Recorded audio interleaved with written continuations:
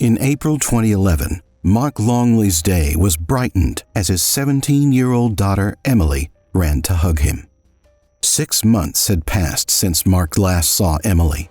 She had been in the UK, living with Mark's parents while pursuing her studies. Now, in the warmth of an April day, his lovely girl was back for a visit. Despite the separation between Mark and Emily's brother Caroline, they maintained a strong friendship. The next day, the whole family, including Hannah, Emily's younger sister, went for a pizza at her favorite pizzeria. They were caught up on Emily's life in the UK, juggling modeling alongside her business course and forming incredible friendships. Mark swelled with pride. During the family dinner, Emily opened up about her recent romantic involvement with Elliot Turner, a 20-year-old. However, she felt that at 17, she was too young for a serious relationship. "I think I'm going to end it when I go back," she confided to her family. In the following weeks, Emily immersed herself in quality time with her family and friends. Though bidding farewell was difficult, the promise of a return in 5 months for the Rugby World Cup provided solace. A week later, 7th of May, Mark found himself engaged in a casual conversation with Emily over Facebook about their weekend plans. Emily briefly mentioned the end of her relationship with Elliot, but didn't go into details. "Off to sleep now, speak soon," Mark typed before falling asleep, but they would never speak again. At 2 a.m., he was jolted awake to a slew of missed calls from Caroline and Hannah. A voicemail from Hannah added an unsettling layer to the night, though the message was incomprehensible. He thought he heard Caroline screaming in the background. But what she said had to be wrong, surely. Mark called his mother, who confirmed the dreadful news. His baby girl was dead. Mark was surprised to hear that Emily had been staying the night at Elliot's house. According to Elliot, she had died in her sleep, but a healthy 17-year-old doesn't just die like that. Police suspected foul play, and so came the long, difficult task of figuring out the mystery of Emily Longely. But who was Emily? Born in West London, Britain, Emily's family moved to Auckland, New Zealand when she was 9 years old. From a middle-class family, her father, the managing editor of a provincial newspaper in New Zealand, ensured she attended a fancy private school. As a teenager, she fell in with the wrong crowd. Former classmates told newspapers that she got involved with the wrong crowd and drugs. The breaking point happened at a party she threw the previous year when some of her mother's jewelry was stolen. Concerned more than angry, her parents, Mark and Caroline, thought it best to send her to a better school to study. Since Emily got to spend holidays with her grandparents in Southburn, UK, Mark sent her to live with them. Her parents wanted her to have a new beginning, so they suggested she join a British sixth form school. She went to live with her grandparents, Ronald and Zosia Longely, in a cottage by the sea in Southburn near Bournemouth. To further take a step in the right direction, Emily enrolled in a business course at Brockenhurst College. Juggling studies at Brockenhurst College in Hampshire while working at Topshop, she signed up with a modeling agency. Things were really looking up for Emily. In December of 2010, due to the nature of her job, Emily met a rich, handsome 20-year-old Elliot Turner. His charm had the teen head over heels, but she didn't really know Elliot now, did she? Apart from the fact that he was the son of a wealthy jeweler, Lee Turner. Elliot lived in a different world altogether from middle-class Emily. Educated at a £12,000 private school, Elliot carried £1,000 to £2,000 in his wallet as his allowance, waving it in front of anyone who cared to look. He loved to show off to his friends, who knew he mostly made things up, lied, and boasted a lot. This earned him the nickname Turner, by which they actually meant turning things into stories. Elliot would mostly be found at bars in the Bournemouth area, getting drunk on champagne with his gang of friends who referred to themselves as the Firm. This group of friends considered scoring blonde girls as something to brag about. Pretentious as it sounds, it was attractive to a teenage girl. It was like a rich bad boy who loved her. However, Emily didn't know that he didn't just love her. In the past, he had been obsessed with women, specifically blondes. He would fixate on one and get incredibly jealous and violent. He considered beautiful girls a trophy, like a collectible, and that's exactly what he did with Emily. He thought he collected her. She also didn't know about his 30,000-pound stint at Priori Rehab for his struggle with addiction to cocaine and alcohol. Emily was incredibly beautiful, and she had many admirers. She was only 17, and it's not exactly an age where one commits for life. Elliot would catch men staring at her and would drive off into fits of jealousy.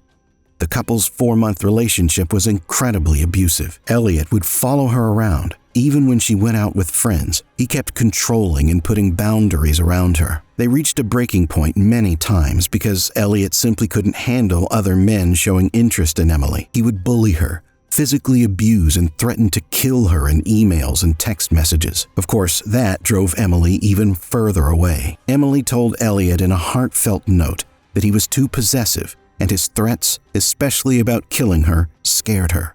The way she has numbered it is quite obvious. She was a young girl, unaware of the danger she was in. The note read, 1. I love you. 2. Don't say you'll kill me. 3. Don't talk to your ex-girlfriends. She went on to tell him that his death threats scared her. It's almost creepy how a cute, girly love letter in cursive can forebode something so incredibly menacing. Emily got invited to a photo shoot, upsetting Elliot. He sent threatening messages to Ross, the friend who invited Emily. In 2011, to make up for any misunderstandings, he convinced his parents to pay for a trip for the couple to the Isle of Man. During the trip, Elliot drank too much and got into a loud argument with Emily, even threatening to kill her. Emily thought about ending the relationship, but Elliot was thinking about something much worse. He was convinced he might do it this time. On the 5th of May, Emily wrote on Facebook about a person who kept calling her, claiming to know everything about her. The next day, she mentioned feeling down.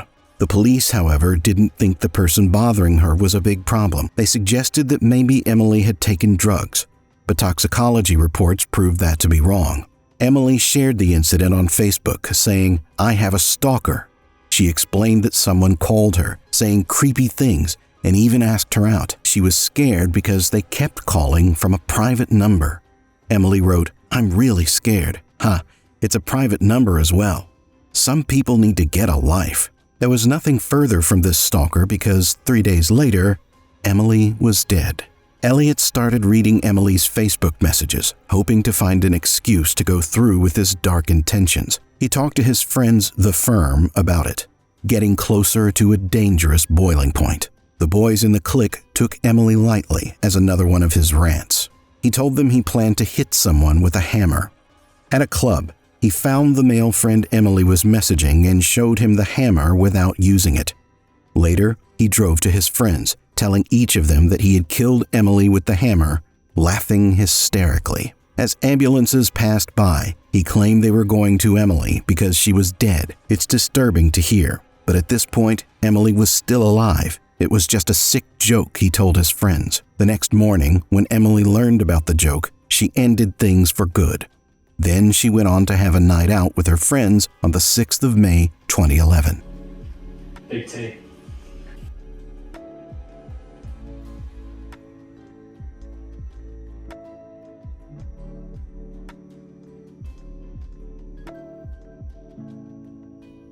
Emily's last night alive. According to Elliot's friends, he told them graphic fantasies of cutting off her head or burning her and sexually assaulting her. This time, they were genuinely disturbed. He tracked her to Cafe Shore Bar, where she was with her friends. At some point, the two argued and Emily threw a drink at him, telling him she didn't want to see him again. Elliot started yelling at her. For their first night out, in almost a month. She makes her way towards Elliot, but it appears that he's not interested. He waves his hands away, dismisses her, pushes away, and turns his dawn towards other females within the club, buying them drinks. He's dancing with them, he's chatting them up. Clearly.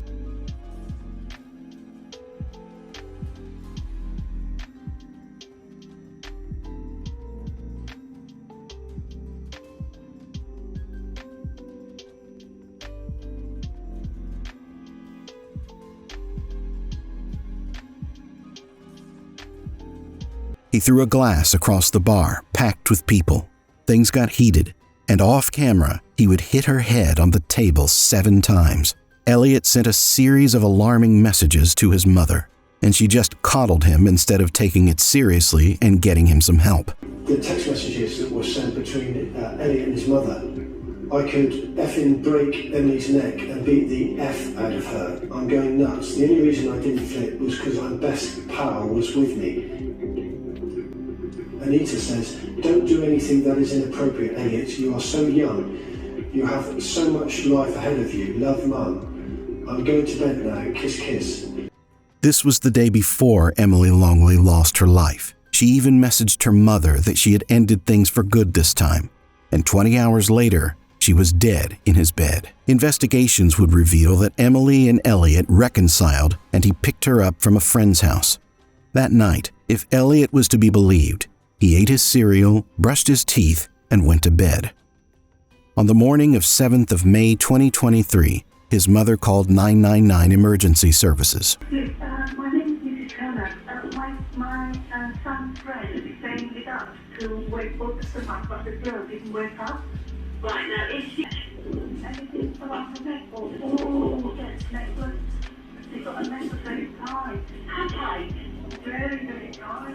The ambulance is here. I need to open the front door and get that necklace from around her neck. Elliot was arrested for the murder of Emily Longely, but then let out on bail. Something didn't add up. The medical examiner found her post-mortem inconclusive, so Elliot was not charged. As investigating officers were completely sure they knew the murderer, they bugged his house, and his parents were heard discussing the real events of the night. Elliot was heard saying he lost it that night, and his mother said, "We've done the right thing." His father snapped, "Stop denying it. He effing strangled her."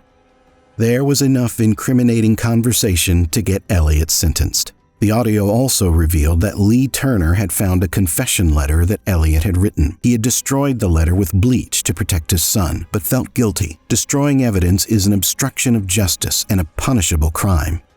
However, Elliot tried a different tactic. He tried to convince the jury that he had killed Emily by accident in self-defense.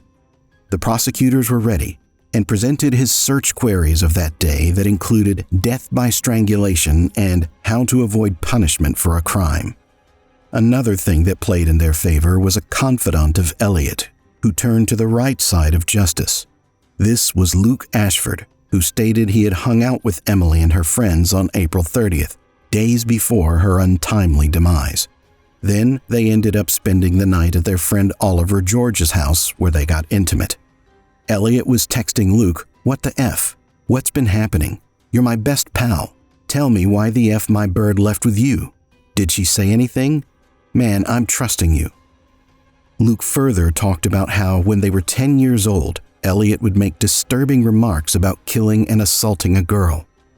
He spoke of the events of the night of May 6th. Elliot angrily said, "That bitch is going down tonight." When questioned about why she took so long to call an ambulance, Anita Turner claimed she didn't think Emily was dead.